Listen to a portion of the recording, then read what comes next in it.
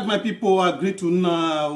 Welcome back to another Ogboge crazy video. It's your boy again, Baba K. Una know as the matter they be now, my people. Make una like this video, share at the same time, comment. My people, I beg make una subscribe to this channel. At the same time, press the bell notification so that anytime when I drop new video, una go to see it one time, my people. And as you do that, I pray may God kindly bless you. Bless your family, bless everything what you they do. Amen. Oh yeah, now my people, may we enter the matter where carry us come here. I know say time no day. My people, make we discuss first. May we discuss about this Nota people concerning the way of doing things. You know, for the past few days now, we don't hear about some kind of story where be say they don't talk again concerning their onions matter. This time I just come across this video where basically they really talk about the onions matter, and I want to share this video with una, make una see the way the matter take be. Meanwhile, before I post the video, make I talk about this matter small. You see this Nota people, me I believe say it just be like say, no be say it be like say we know say now that they control Nigeria and low money. The oil where be say Nigeria take they feed, it will come from north. But meanwhile, now the Nota people now they really they benefit this oil pass where be say now it be the power where Nigeria get.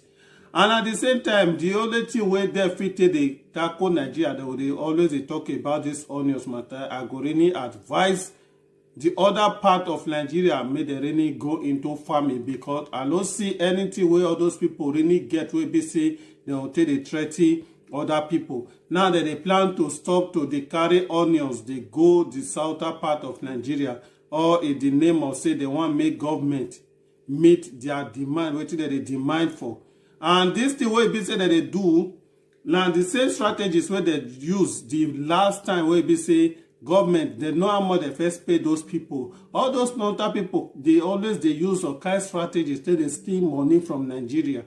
And this is strategies now, it don't be any other thing. Now they plan this thing with those people, make una use this thing, because why?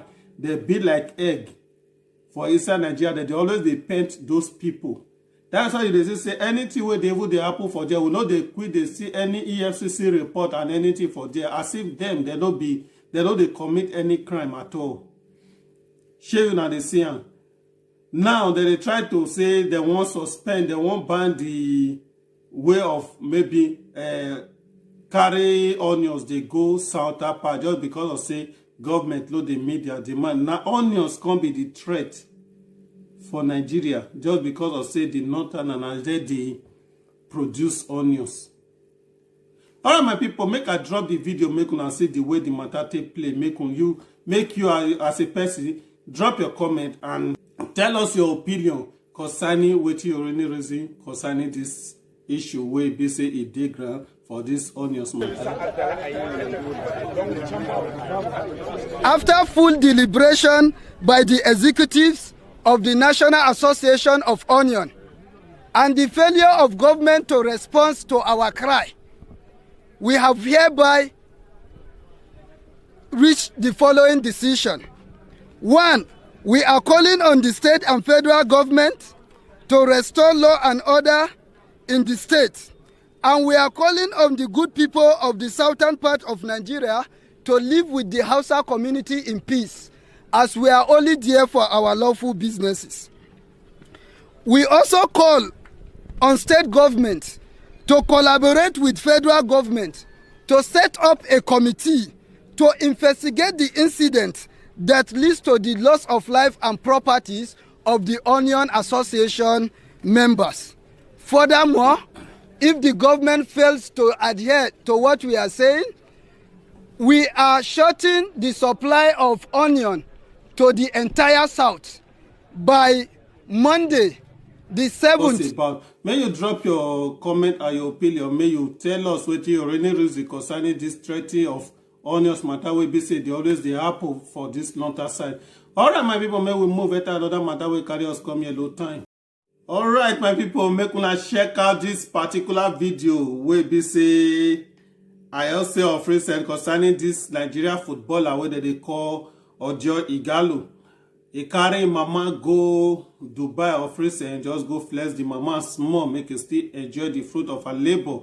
May just still make her mama feel popori, just the same way some guys they carry their side chick, still go popori them. So this mama now, he don't go Dubai now. Mama say he no agree come back home again because of the enjoyment, because of the kind lifestyle wey be say dey that side, because of the security, because of the light, the environment and everything wey dey that side. Mama say no gree come back again, say maybe na visit na go fit come go dey pay visit to UAR. Based on now she don dey okay for UAE. Alright my people, make una watch the video, make una see the way the matter take play. Oya na verificate. We are leaving UAE, we are going to UAR. If you want to be UAR, na Nigerian new name, you never hear now. I never hear. I go school. I not go school. So you want go UAE or you want go to UAR? Huh? You want remain for UAE or you want go UAR? No, I want to remain for UAE. You want remain for UAE? You know want go UAR? I will go visit and I will come back. Up in I not do UAE. All my people show na see the way the matter take play. If like you waiting, you self go do. Olo like enjoyment, olo like better thing. Alright, make we move better another matter we carry us come here, my people. Low time. We're gonna wash out our sister, this Nigeria actress with the courage and Daniel we married led Uwoko. Wanna wash out the post where she post of recent the way this girl the spray her driver money. Olo like better thing, enjoyment good my people. Despite the hatred, the gossip, the insult where a lot of people they insult this girl concerning the marriage. When married, this girl they enjoy her life, she don't even send. And I believe say even most of the people that they saw this girl, yes, maybe the marriage where married self it not too make sense, but this girl they enjoy her life to the fullest of which she don't lack anything. Make una watch the video, wanna see the way the matter take play. All right, verificate. Let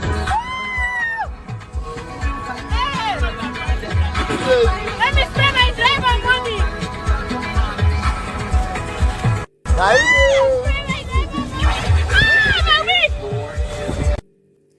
Alright my people, show na see the way the matter take go. Make you drop your comment and your opinion below. May you tell us what you really reason concerning this matter. We be say at the yarn una so. Alright my people, make una try still subscribe to this channel at the same time. Press the bell notification so that anytime when I drop new video, the thing go dey alert for your phone one time. Alright, may we move it another matter we carry us come here.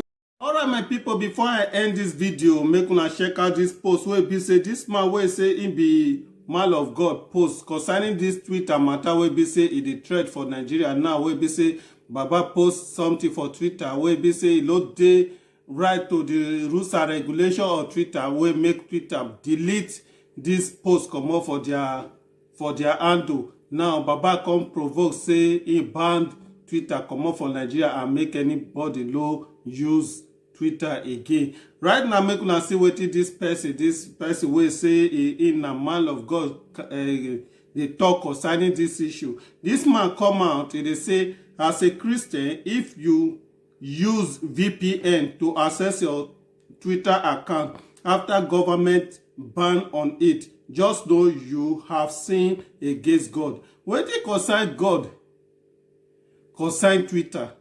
He say if you still dey use the Twitter using VPN to dey access your Twitter after government don ban down, say you dey sin against God.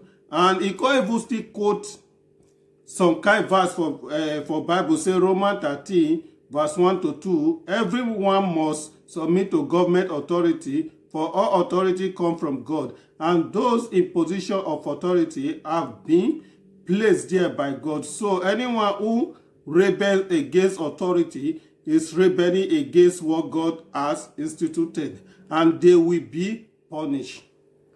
This man know Bible like this. One thing when I see concerning this government issue, it be like it not be even issue of say wey be say it be like say all those pastors and those government they be the same. You they see those things they post they come out because say government e ban this thing, you quickly go know the verse wey dey for people, make dem follow the